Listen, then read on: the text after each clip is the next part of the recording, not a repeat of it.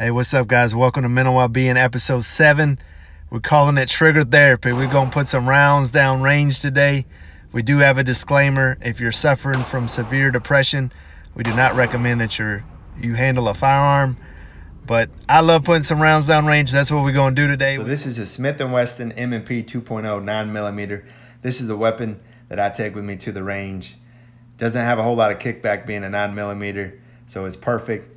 So when I first started shooting, the Marine Corps taught us respect for the weapon system. And so there's 4 safety rules they taught us. One was treat every weapon as if it were loaded. Never point your weapon at anything you do not intend to shoot. Keep your finger straight and off the trigger until you're ready to fire. Keep your weapon on safe until you intend to fire. So those are just ingrained in my brain now, and I live by those 4 safety rules. They also taught us as you were firing the weapon system, a couple of things to take into consideration. One is you want to have a firm grip on the pistol. 2, you want to have a slow, steady squeeze, so you didn't want to jerk the trigger, which is kind of difficult when you're first starting out.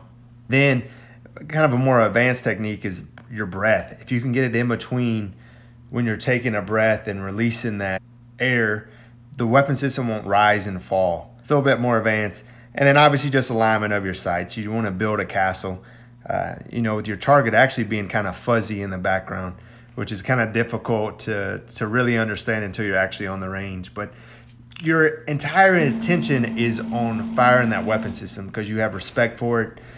So your mind is completely clear of everything else, which is why it's great mental therapy, and it just clears your mind of everything because you have to focus on shooting that firearm. So I was thinking about this scripturally. I became a better shooter the more that I shot, the more that I handled that firearm. And so that applies to in the spiritual sense as well. Often in the Bible, we find that the sword of the Spirit is the word of God.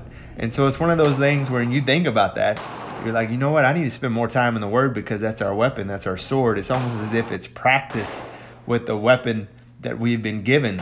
And so just something to think about, and as that thought occurred to me, it took me back to 1 Samuel 20. I thought about the fact that there's this story between David, Jonathan, and King Saul. King Saul was trying to kill David. And so they were having a feast, and David told Jonathan, which was King Saul's son, he said, I can't come. Your father's trying to kill me. And Jonathan said, that ain't the case. Like, I would know. And so what they did is they made a pact. And Jonathan said, you know what? I'll find out. And if he's trying to kill you, when I go to practice with my bow, I'll shoot the arrow past a certain point. If he's not trying to kill you, then I won't shoot it past that point. The story, though, is they were trying to be discreet. They didn't want King Saul to know that they had made this pact. So Jonathan wasn't going to do anything out of the ordinary, which means he must have went out to practice with the bow very often.